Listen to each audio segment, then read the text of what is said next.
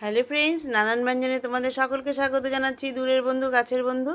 তো দেখো, এখানে পেঁপে নিয়েছি, এখন এটাকে কেটে কেটে ধুয়ে নেওয়া হবে। আর এখন দেখো, কড়াইতে একটু তেল বসিয়ে দিয়েছি, আর আমি এখানে আলুগুলোকে হালকা করে ভেজে নিচ্ছি। আর এদিকে আমি এখন আলুটাকে লবণ হলুদ দিয়ে মাখিয়ে নিয়েছি, মেখে ভেজে নিচ্ছি। আর এদিকে পেঁপেটাকে আমি কেটে নিয়েছি। তো আলুটাকে বসিয়ে এখন এটাকে আমি এইভাবে এটার মধ্যে গ্রেট করে নেব। এইভাবে নিয়েছি, নিয়ে এখন এর মধ্যে একটু লবণ দিয়ে সিদ্ধ বসিয়ে দিয়েছি, কারণ প্রেশারে দেওয়া যাবে না, তাহলে গলে যাবে। তারপরে এইভাবে সিদ্ধ করে এটা ছেঁকে নিয়েছি জলটা। আর এখন কড়াইতে দেখো যে এলাচ, দারচিনি, তেজপাতা, জিরা আর লঙ্কা ফোড়ন দিয়ে নিয়ে এখন আদা ফোড়ন দিয়ে দিলাম, দিয়ে অল্প টমেটো দিয়ে দিলাম বিচি ছাড়িয়ে, দিয়ে নিয়ে এখন এর মধ্যে এটা ঢেলে দিচ্ছি। তো পেঁপেটাকে ঢেলে দিলাম, ঢেলে দিয়ে এখন এর মধ্যে লবণ দিয়ে দিচ্ছি, আর এখন একটু হলুদ দিয়ে দেবো। তো লবণ দিয়ে আগে একটু ভালো করে মিশিয়ে নিচ্ছি। তো এখন এর মধ্যে একটু হলুদ দিয়ে দিলাম, হলুদ দিয়ে 2, 3, 4, 5টে কাঁচা লঙ্কা দিয়ে দিলাম, কারণ আর তো লঙ্কা দিব না, একটু ঝাল না হলে তো ভালো লাগবে না।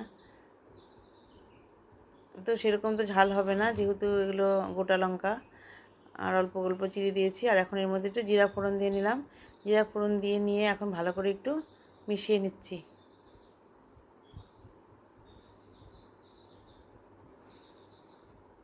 তো এর মধ্যে তোমরা কেউ ডালের বড়িও দিতে পারো বা মটরশুঁটি, এগুলোও দিতে পারো। তো আমি আর এখন ডালের বড়িটা দিলাম না, কারণ আমার ডালের বড়িটা এবার যে মানে ভালো পড়েনি আর কি, বড়িটা প্যাকেটটা আনছে যে। তো এখন এর মধ্যে আলু ভাজাগুলো দিয়ে দিলাম, দিয়ে এখন ভালো করে একটু মিশিয়ে নিচ্ছি। তো এইভাবে ভালো করে মিশিয়ে নিয়ে তো ঢেকে দিয়েছিলাম। দেখো অনেকটা সিদ্ধ হয়ে গেছে, এখন আলুগুলো সিদ্ধ হয়ে গেছে। আর এখন এর মধ্যে ঘি দিয়ে দিচ্ছি, ঘি দিয়ে ভালো করে মিক্সড করে নেব, আর একটু সামান্য চিনি দেব। তো এইভাবে আমার রান্নাটা বন্ধুরা হয়ে গেল। এখন এটাকে ভালো করে মিশিয়ে নিব। এখন এইভাবে একটু নাড়তে থাকবো। তো বন্ধুরা, তোমাদের যদি ভালো লেগে থাকে, নতুন বন্ধুরা প্লিজ কমেন্টস ও সাবস্ক্রাইব করে পাশে আসবে। আর পুরনো বন্ধুরা তোমরা প্লিজ একটু দেখো, কমেন্টস করো। তা তোমাদের কমেন্টস পেয়ে আমি তোমাদের কাছে চলে যাব, কারণ এখন না মানে সময় হয় না যে বসে বসে খালি সবারটা দেখতে থাকি। যদি কমেন্টস করা হয় তাহলেই দেখা হয়, নাহলে দেখা হয় না, যেটা সত্যি কথা। তাও দেখার সময় হয় না।